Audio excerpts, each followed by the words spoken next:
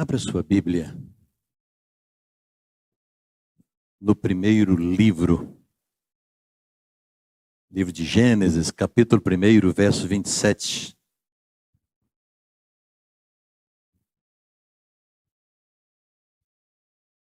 Vamos ler juntos? Criou Deus, pois, o homem à sua imagem. A imagem de Deus o criou. Homem e mulher os criou. Amém? Primeira carta de Pedro, capítulo 1, versos 24 e 25. Leiamos juntos. Pois toda carne é como a erva, e toda a sua glória como a flor da erva. Seca-se a erva e cai a sua flor. A palavra do Senhor, porém, permanece eternamente. Esta é a palavra que vos foi evangelizada. E o povo de Deus diz amém. Essa verdade que não podemos, de forma alguma, mudar. A palavra é eterna. Agora sim, meus irmãos, o texto que servirá de base para a nossa reflexão nessa manhã encontra-se no livro de Marcos, no Evangelho de Marcos, capítulo 12. Eu quero ler apenas o verso de número 30. Marcos, capítulo 12, verso 30. O Senhor Jesus diz assim: Amarás, pois, o Senhor teu Deus de todo o teu coração, de toda a tua alma, de todo o teu entendimento e de toda a tua força. Vamos ler juntos agora toda a congregação? Amarás, pois, o Senhor teu Deus de todo o teu coração, de toda a tua alma, de todo o teu entendimento e de toda a tua força. Amém. Obrigado, Pai, pela leitura desta palavra. Suplicamos que o Espírito Santo do Senhor nos ensine, nos faça compreender o que o Senhor quer, deseja e espera de cada um de nós. Em nome de Jesus.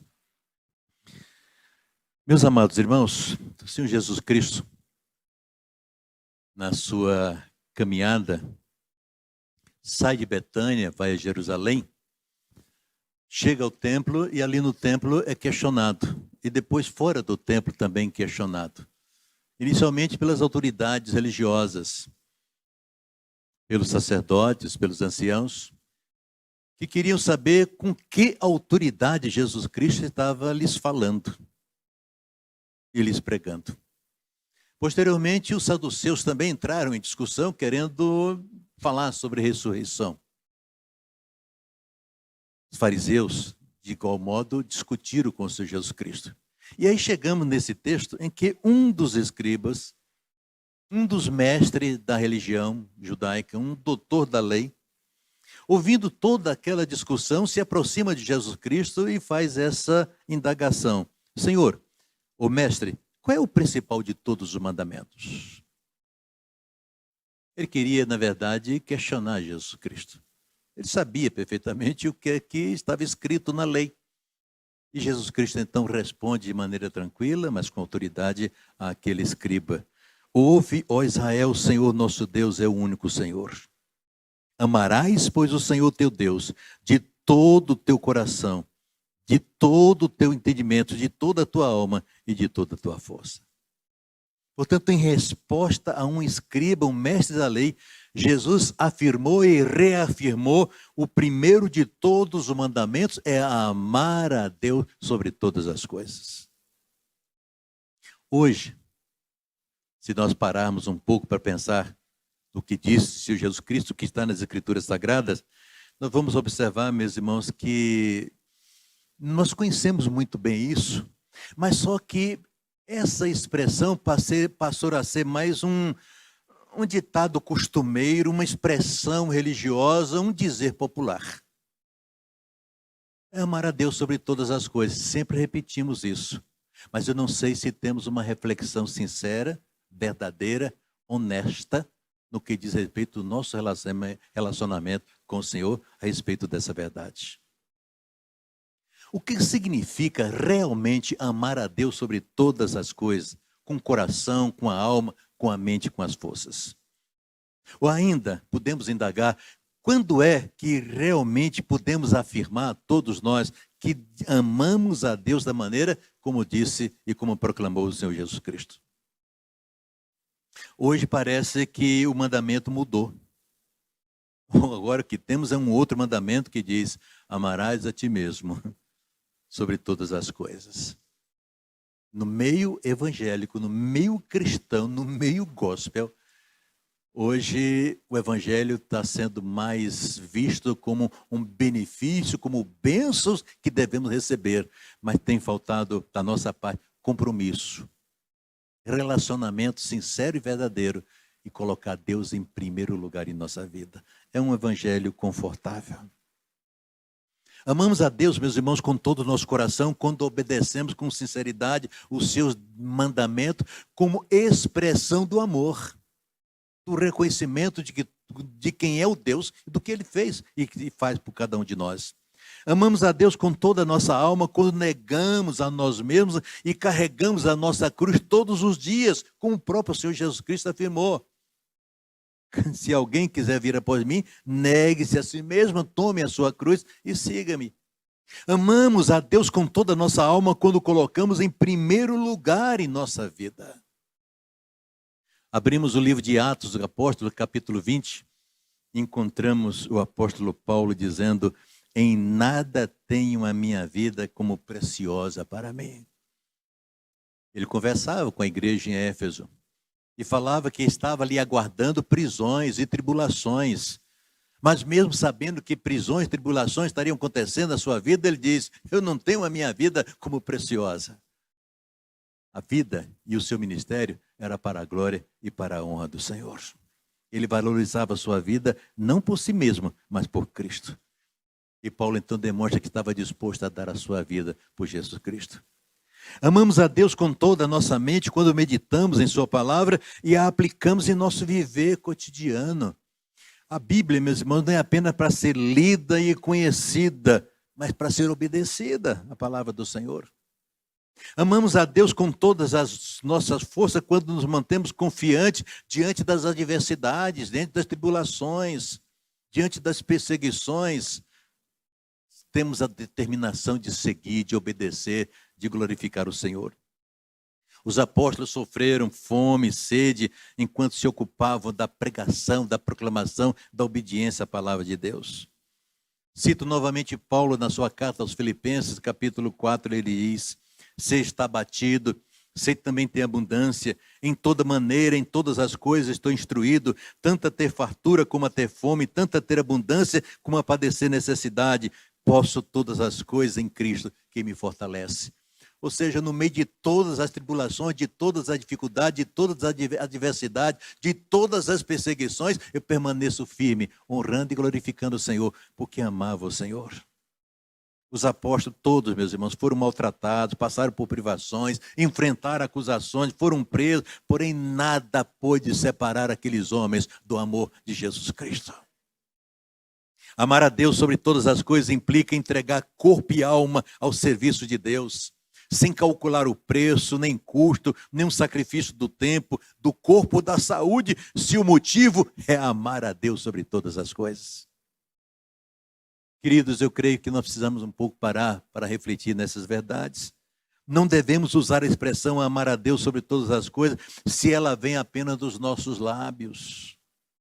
Eu amo a Deus sobre todas as coisas. Se for apenas palavras, fruto de lábios, não tem muita validade. Amar a Deus acima de todas as coisas não é dito, mas mostrado, vivido, experimentado, realizado em nossa vida.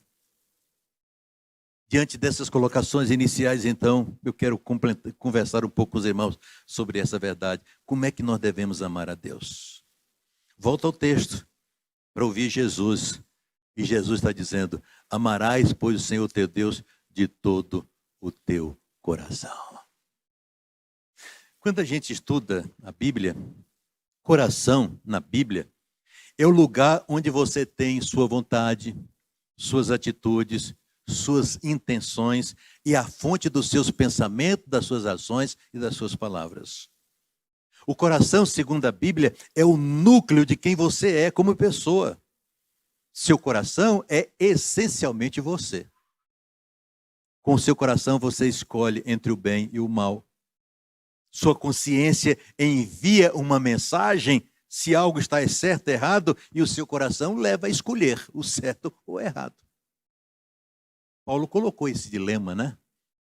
O que eu quero fazer, o que eu tenho certeza, o que eu tenho consciência do que deve ser feito, não consigo fazer. Mas aquilo que eu não quero saber, porque sei que está errado, infelizmente, erro e faço. É o conflito.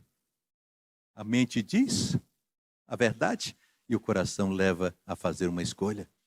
Por isso que a Bíblia nos mostra, meus irmãos, a natureza dos nossos corações. O profeta Jeremias, capítulo 17, verso 9, diz: enganoso é o nosso coração, mais do que todas as coisas, e desesperadamente perverso. Quem os conhecerá? Quem o conhecerá? Olha que palavra a respeito do meu coração, do seu coração, do nosso coração. Enganoso, desesperadamente perverso. Quem é que pode conhecer? A verdade é que nós não podemos amar ninguém com um coração enganoso e perverso, muito menos amar a Deus. E para obter esse coração aprovado, íntegro, verdadeiro, sincero, é preciso que nos submetamos à palavra de Deus, que conheçamos a palavra de Deus e coloquemos em prática, que busquemos a presença do Senhor, que nos humilhemos diante do Pai, permitindo que Ele se dirija completamente a nossa vida. E nós sabemos, meus irmãos, e é triste imaginar e tomar ciência disso, sabemos que os desejos do nosso coração nem sempre agradam a Deus. Nós estamos sempre decidindo por aquilo que a gente gosta, por aquilo que a gente quer, por aquilo que a gente acha, por aquilo que a gente se sente confortável, por aquilo que não traz prejuízo para a gente, aquilo que não exige sacrifício. Nós estamos sempre buscando o nosso conforto, a nossa vontade, em detrimento à vontade do Senhor. São desejos pecaminosos que tentam nos desviar dos caminhos do Senhor. E é por isso que temos que ter muito cuidado com o nosso coração. É preciso avaliar a nós mesmos. É preciso identificar o tipo de desejo que está em nosso coração. É preciso nos livrar dos danos que impedem a nossa comunhão ao Senhor, que nos impedem de amar a Deus sobre todas as coisas. Devemos identificar as intenções do nosso coração para submetê-lo e entregá-lo ao senhorio de Cristo. E dessa forma, e tão somente dessa forma, é que poderemos amar a Deus como Ele nos ordena. Ouçam o que diz a palavra de Deus em Marcos capítulo 7, versos 21 e 23.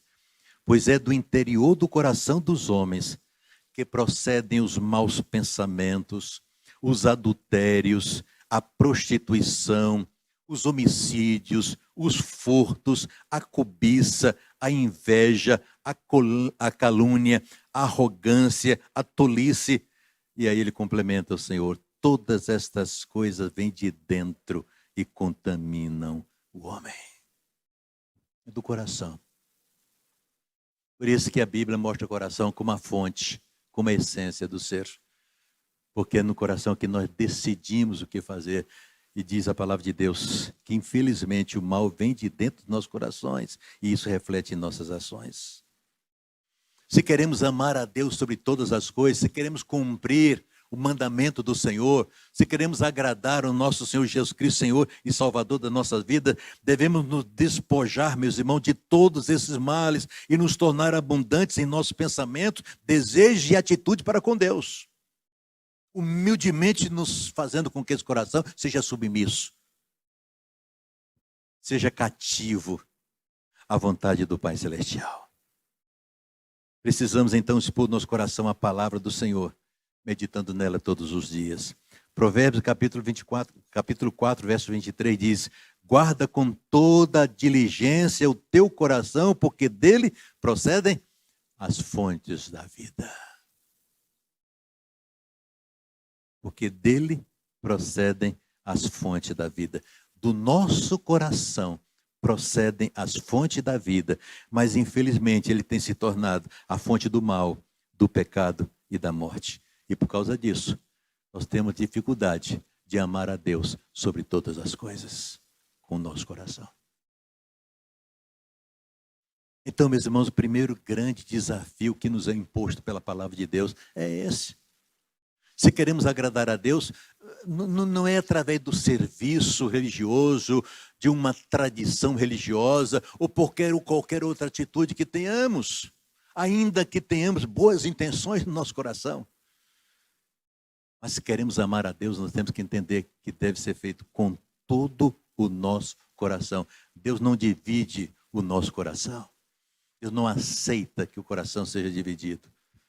Domingo é uma maravilha, estamos na igreja, na escola bíblica dominical, no culto pela manhã, à noite aqui estaremos também. Então hoje, domingo, o coração é do Senhor, a nossa preocupação com o Senhor, os nossos pensamentos com o coração voltado. Mas na segunda-feira nem lembramos que existe igreja e muito menos Bíblia, oração e serviço cristão e relacionamento com Deus. Não. Não.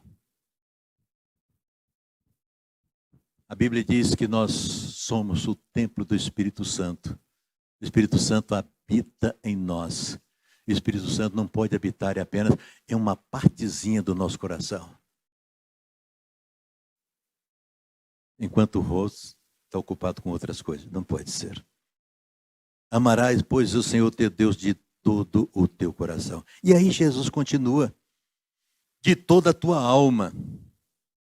Interessante que lá em Gênesis capítulo 2, quando diz que Deus soprou na narina do homem, fazendo alma vivente, o texto hebraico original fala de possuidor de vida, ou seja, a partir daquele momento o homem possuiu a vida.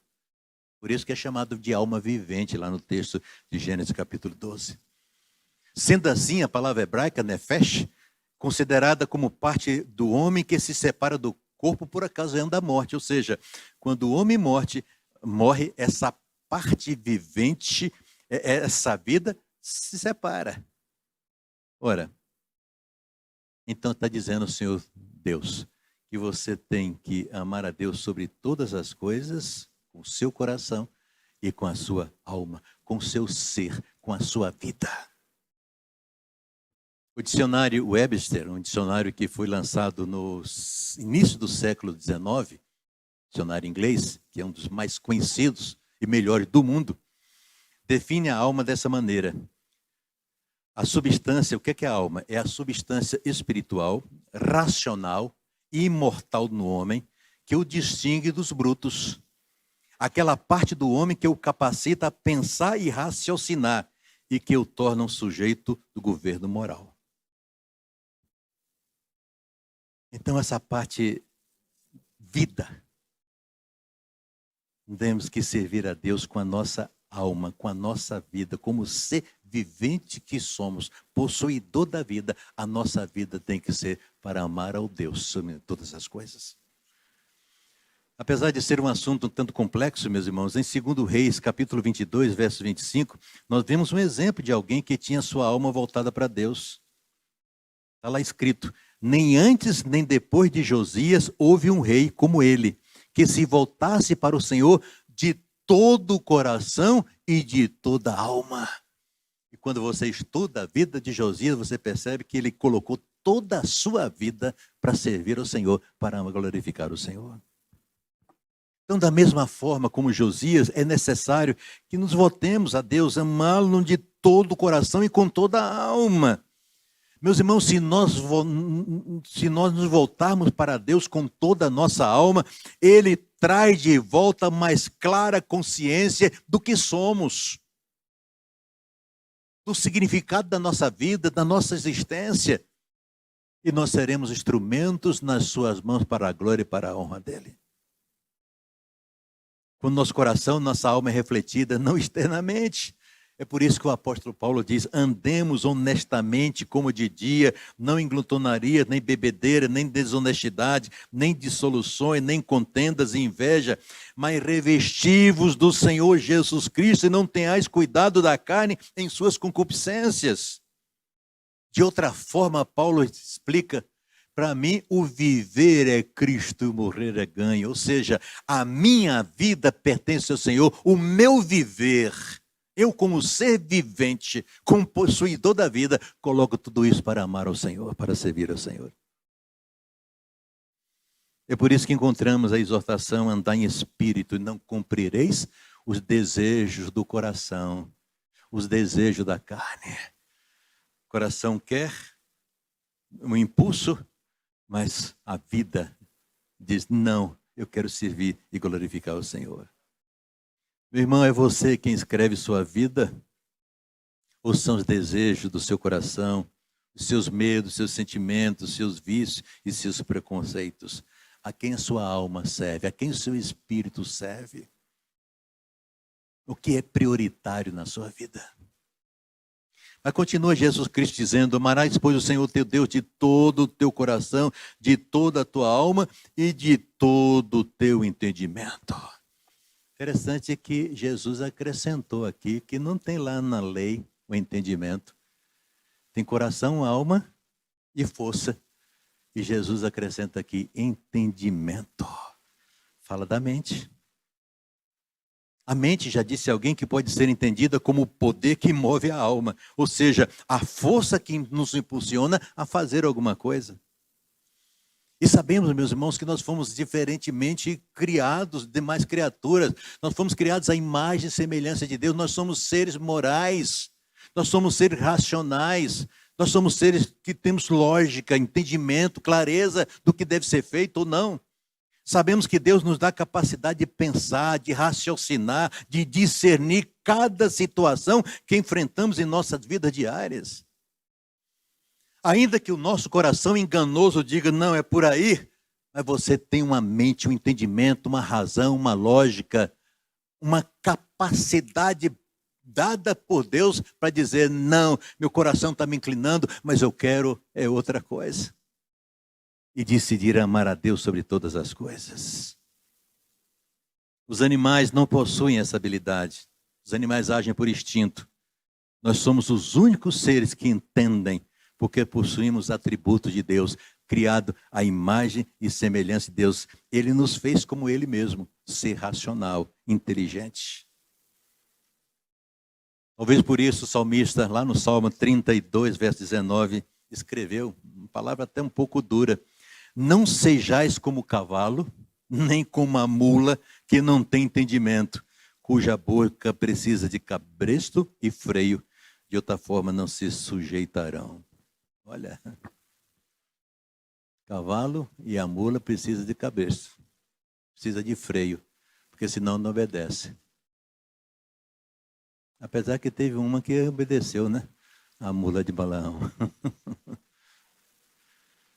E às vezes a gente tem dificuldade. Amados, nós temos a capacidade de escolher entre várias opções, em várias situações. Nós temos a capacidade de escolher, de decidir fazer ou não fazer.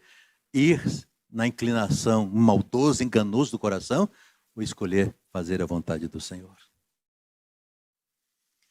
O filósofo do passado, Pascal, definiu o homem nos seguintes termos.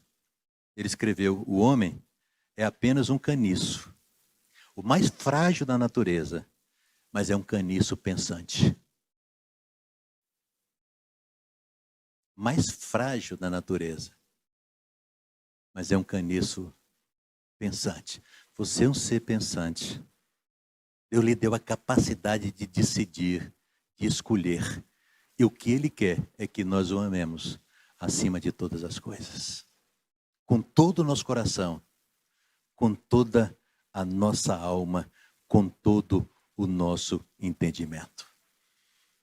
O apóstolo Paulo, quando escreve aos crentes em Filipenses capítulo 1, verso 9, ele diz: e também faço esta oração, que o vosso amor aumente mais e mais em pleno conhecimento e toda percepção.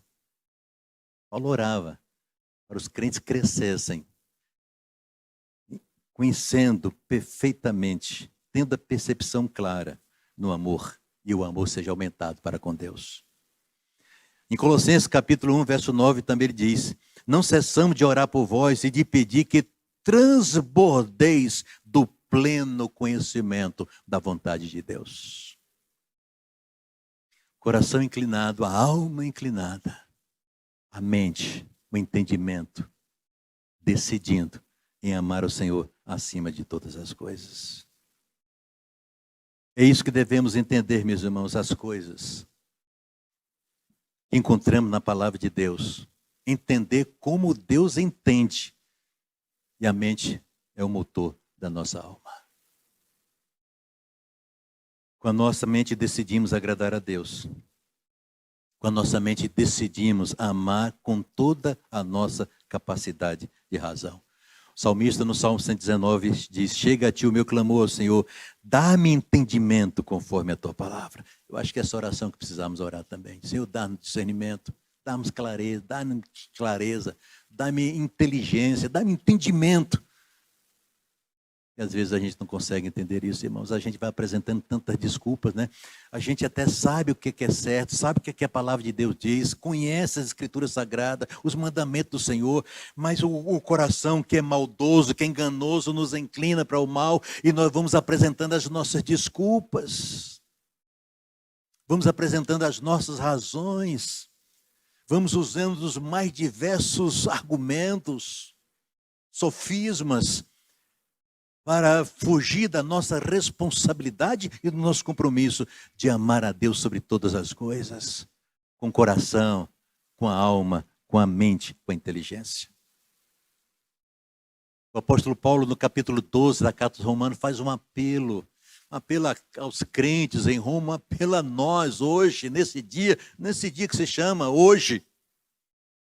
Não vos conformeis com esse século, ou seja, não vos conforme com o padrão de vida desse século, com o comportamento dos homens desse tempo, mas transformai-vos pela renovação do vosso entendimento, da vossa mente, porque somente com a transformação da nossa mente é que podemos experimentar qual seja a boa, perfeita e agradável vontade de Deus. De vez em quando eu uso, irmão, de um processo de aconselhamento, um exemplo muito simples, simplório mesmo, mas acho que nos ajuda a entender. Enquanto homens naturais, carnais, enquanto fazemos a nossa própria vontade, por exemplo, a mentira. O que é mentira para a humanidade? O que é mentira para os homens, para a sociedade? Coisa comum, normal. Há necessidade de mentira aqui para poder se ver livre de uma situação constrangedora. Não, a mentira, e a gente até dá colorido, né? Mentirinha azul, mentirinha rosa, mentirinha isso, aquilo. E a gente vai apresentando as desculpas, as razões por que mentimos. Isso é o que os homens pensam, mas o que é que Deus pensa sobre isso? O que é que diz a palavra de Deus sobre a mentira? Que o pai da mentira é o diabo. Então, no momento em que a nossa mente entende isso, nós temos que decidir: não, mentira não é de Deus.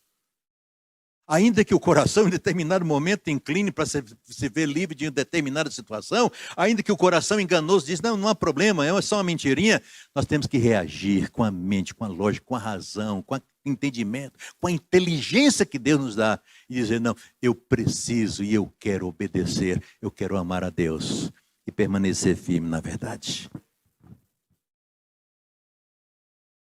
Nós precisamos, irmãos, ser praticantes da palavra. Primeira carta de João, capítulo 5, verso 20. Ouça o que está escrito. Sabemos também que já veio o Filho de Deus e nos deu entendimento para conhecermos aquele que é verdadeiro, E nós estamos naquele que é verdadeiro, isto é, em seu Filho Jesus Cristo. Este é o verdadeiro Filho de Deus e a vida eterna. Então João está dizendo que aqueles que creram em Jesus Cristo como Senhor e Salvador das suas vidas, esses receberam do próprio Senhor entendimento para conhecer o que é verdadeiro. E Jesus Cristo é o verdadeiro. E as suas palavras são verdadeiras. E os seus ensinamentos são verdadeiros e preciosos. Então não temos desculpa. Não temos desculpa.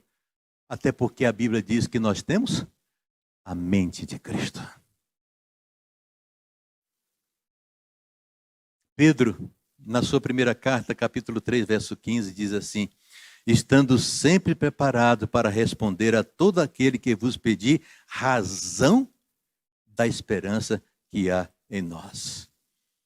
O apóstolo Pedro está dizendo, meus irmãos, que nós precisamos estar preparados, sempre preparados, para explicar as razões que nos levam à fé em Jesus Cristo. E se precisamos apresentar razões, é porque a fé precisa também ser racional e, portanto, a fé não pode ser cega. Nós cremos em Deus, nós cremos em Jesus Cristo. E o Espírito Santo nos ensina, nos dá discernimento, clareza e entendimento sobre essas verdades preciosas. Portanto, é a própria Bíblia que impede para os cristãos usarem sua razão e avaliarem os argumentos contra e a favor da doutrina cristã. E tal postura demonstra segurança de que o cristianismo se apoia em uma base racional sólida. A perfeita vontade do Senhor. Então vamos amar a Deus com todo o nosso entendimento, meus irmãos, com a mente transformada. E depois continua Jesus Cristo. Amarás, pois, o Senhor teu Deus de todo o teu coração, de toda a tua alma e de todo o teu entendimento e de toda a tua força. A palavra força significa robustez, capacidade de mover algo que tem peso ou que tem alguma resistência. Então, com isso, o Senhor Jesus Cristo está nos dizendo que nós temos que fazer um esforço quando praticamos, quando decidimos fazer a vontade do Senhor. Eu ia dizendo que quando a gente vai fazer um esporte, a gente tem que aplicar força, tem que vencer resistência. Na Bíblia, ou melhor, no relacionamento com Deus, não é diferente, irmãos. Existe em nós força, existe determinação, existe em nós alguma atividade para fazer a vontade do Senhor. Para amar o Senhor, temos que nos esforçar fisicamente, sermos corajosos. Foi essa palavra de Deus a Josué, quando Josué foi convocado para assumir a liderança do povo e levar o povo à terra prometida. O que foi que Deus disse a Josué? Tão somente esforça-te, tem muito bom ânimo, para teres o cuidado de fazer conforme a toda a lei que meu servo Moisés te ordenou. Dela não te desvie nem para a direita nem para a esquerda.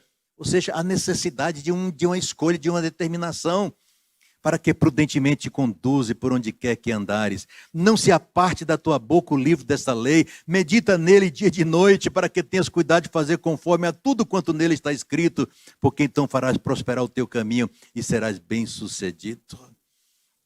Temos que amar a Deus com todo o nosso coração, temos que amar a Deus com toda a nossa alma, temos que amar a Deus com todo o nosso entendimento e temos que amar a Deus com toda a nossa força, meus irmãos. Isso significa que temos que pôr a nossa energia em servir a Deus. É interessante que a palavra do Evangelho de Marcos usa a força também, que significa capacidade em outro momento. Força no sentido de capacidade. Essa capacidade nos é dada pelo Espírito Santo e nós precisamos empregá-la. No livro de Eclesiastes está o apelo: tudo que te vier à mão para fazer, faze-o conforme as tuas forças. Isso significa que tudo que temos que fazer na vida, deveríamos fazer com todas as nossas forças, com o nosso entusiasmo, com o nosso prazer, com a nossa determinação de honrar e de glorificar o Senhor. Aí conclui essa reflexão, voltando ao texto. Ouve, ó Israel, ouve, ó igreja, ouve, ó crentes em Jesus Cristo. O Senhor nosso Deus é o único Senhor.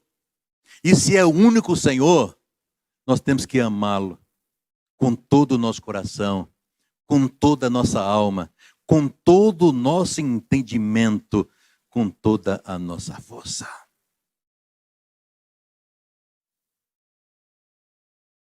Quando Jesus Cristo falou àqueles apóstolos, ou melhor, convocou aqueles pescadores, vinde, eu vos farei pescadores de homens, a Bíblia diz que eles não usaram de argumentos que poderiam usar.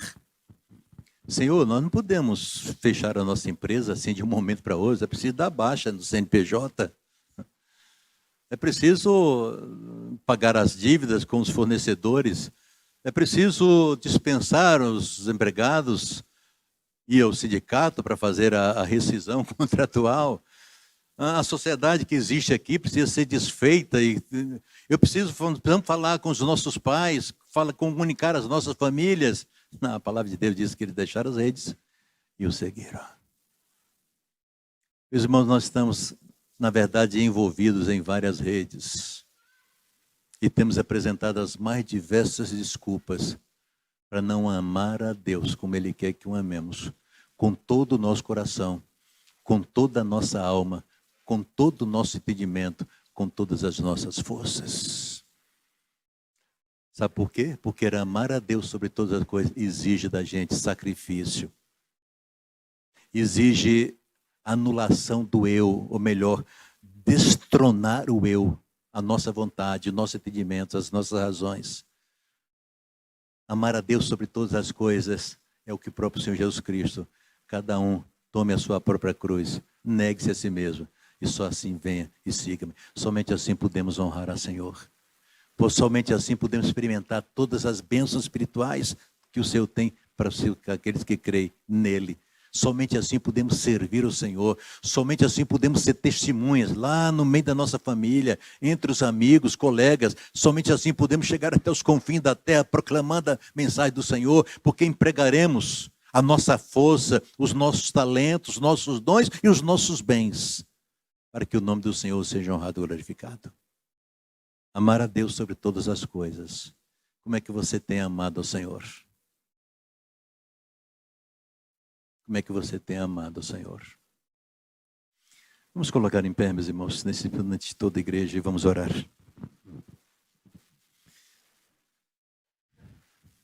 Curve a sua fronte. E faça essa reflexão. Como eu tenho amado ao Senhor? Meu coração pertence realmente ao Senhor? A minha alma tem servido ao Senhor? A minha vida tem servido ao Senhor? Eu tenho honrado o Senhor no meu viver cotidiano? Eu tenho tido clareza, entendimento, discernimento do que o Senhor quer para a minha vida? Eu tenho empregado as minhas forças, o melhor de mim, para a glória do Senhor?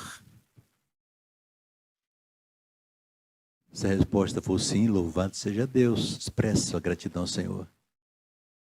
Mas se há dúvida, e se a resposta for não, suplique o perdão de Deus.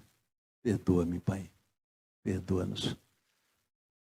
E suplique que o Espírito Santo do Senhor atue na sua vida, para que você possa amá-lo. Deus não quer seu coração dividido. Não quer que a sua alma dê prioridade, a sua vida dê prioridade a outras coisas. Ele não quer que o seu entendimento seja também dividido, rachado. Ele quer que você empregue o melhor de suas forças, seus bens, dos seus talentos, para a glória dele. Pai Santo, nós somos limitados, frágeis, temos errado.